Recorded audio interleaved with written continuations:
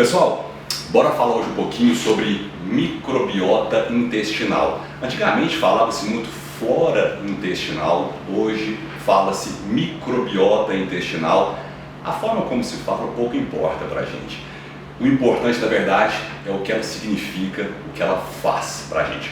Bora falar um pouco sobre ela hoje. Primeiro detalhe, um detalhe técnico inclusive. Olha que interessante isso. Microbiota intestinal são as bactérias, os micro-organismos que estão presentes no nosso intestino. Olha esse número que interessante. Nós temos em torno de 10 vezes mais bactérias no nosso intestino do que células formando todo o nosso corpo. É um número extremamente expressivo. E na verdade isso está lá, não é por acaso. Isso está lá com uma finalidade grande, importante e mexe com vários pontos da nossa saúde, por sinal. Beleza, primeiro ponto importante, o que ela faz?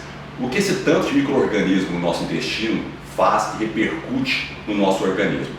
Primeiro ponto, flora intestinal, microbiota intestinal vai influenciar muito na nossa absorção de nutrientes. Exatamente. Já viu aquela frase que você é o que você come? Na verdade, vamos colocar um passo adiante, você é o que você absorve. Por quê? Comer é uma coisa, absorver é outra. Se você estiver com desbiose intestinal, ou seja, microbiota intestinal está atrapalhada, alterada, você vai ter dificuldade ou problemas na absorção dos nutrientes que você está ingerindo. Segundo ponto, cefaleias. Quando tem desbiose intestinal, é muito comum apresentar dores de cabeça. É um dos motivos de dor de cabeça, é desbiose intestinal. Você vê como elas influenciam esses micro-organismos na nossa saúde. Terceiro ponto, emagrecimento. Sim, a flora intestinal, a microbiota de uma pessoa obesa é totalmente diferente de uma pessoa magra. Inclusive, tem trabalhos mostrando isso. Se eu tiro flora intestinal de uma pessoa magra e coloco no intestino de uma pessoa obesa, ela emagrece com mais facilidade e vice-versa. Hoje nós sabemos inclusive quais são os lactobacilos que são mais frequentes na obesidade, e os lactobacilos são mais frequentes na pessoa que tem um corpo mais magro. Eles influenciam muito se a pessoa vai emagrecer com mais facilidade ou engordar com mais facilidade. Elas mexem nesse ponto. Quarto ponto interessante aqui, a flora intestinal, nossa microbiota intestinal, ela é responsável pela produção de um neurotransmissor chamado serotonina. Ela ajuda na produção desse neurotransmissor chamado serotonina. Serotonina é considerado por muitos como um neurotransmissor do bem-estar. Em outras palavras, serotonina estando mais baixa, ou seja, eu tenho desbiose intestinal, minha serotonina ficando mais baixa, eu vou gerar mais ansiedade e mais compulsão alimentar, principalmente voltada para doces e carboidratos. Aqui está a base fisiológica do motivo pelo qual eu tenho compulsão alimentar por doces e o motivo pelo qual eu posso ser mais ansioso. Essa é uma das bases, é uma das causas da compulsão alimentar por doces e da ansiedade. Ou seja, ao invés da pessoa se entupir de remédios ansiolíticos, por exemplo, a primeira coisa que ela deveria fazer, trabalhar e melhorar sua flora intestinal, porque ela influencia muito nesse quesito. Beleza, mas como eu posso melhorar minha flora intestinal ou como eu posso piorar minha flora intestinal? Primeiro ponto, a flora intestinal ela é moldada de acordo com a minha dieta. Então, se eu como mal, eu vou ter uma má microbiota intestinal. E o que é esse comer mal e comer bem? Os alimentos que atrapalham muito a minha microbiota são os alimentos mais condimentados, os alimentos mais industrializados, os alimentos ultraprocessados.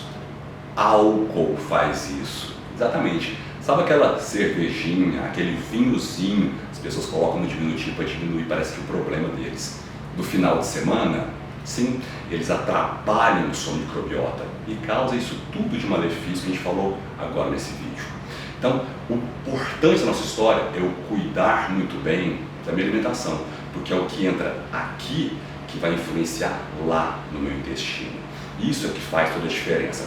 E aí vem aquela história, será que vale a pena então eu comer, eu usar esses probióticos que a gente compra na farmácia ou manda manipular, ou utilizar kombucha ou kombucha, cada um fala de uma forma diferente, kefir, esses leites fermentados tipo Yakult, essas substâncias que dizem estar repondo a nossa flora intestinal, elas ajudam? Sim, ajudam, mas é uma gota d'água na chapa quente, se eu estiver fazendo uma dieta mal feita. Se a pessoa come mal, se alimenta à base de alimentos ultraprocessados, ingere álcool, toma antibiótico, que é outra coisa que pode alterar minha flora intestinal, tudo isso, se eu apenas me preocupar com tomar essas substâncias, não vai adiantar muita coisa. O que eu devo fazer então? Além de evitar esses alimentos que eu acabei de dizer, eu preciso colocar outros no lugar. Quais são eles? As fibras. É isso que vai ajudar tanto eu ter um intestino com um funcionamento melhor, quanto ter uma microbiota intestinal melhor. As fibras, tanto solúveis quanto insolúveis, que ajudam nessa formação dos meus lactobacilos mais adequados, para formar uma microbiota melhor no meu intestino e dessa forma ter uma saúde melhor. Detalhe importante aqui que eu estava esquecendo de falar para vocês. Além desses detalhes todos que eu disse, que a flora intestinal, que a microbiota ajuda na minha saúde, ela melhora a imunidade. Hoje em dia está tendo muito essa procura por uma melhora da imunidade por conta da pandemia. Uma das coisas que a gente utiliza para melhorar a imunidade é exatamente cuidar da nossa microbiota intestinal. Então, depois de tanto falar sobre o intestino aqui, gostaria eu que vocês se preocupassem mais com o de vocês, ou seja, preocupassem mais com o que vocês ingerem, porque é o que vem daqui para dentro, o que você está alimentando, é que vai fazer diferença na sua microbiota.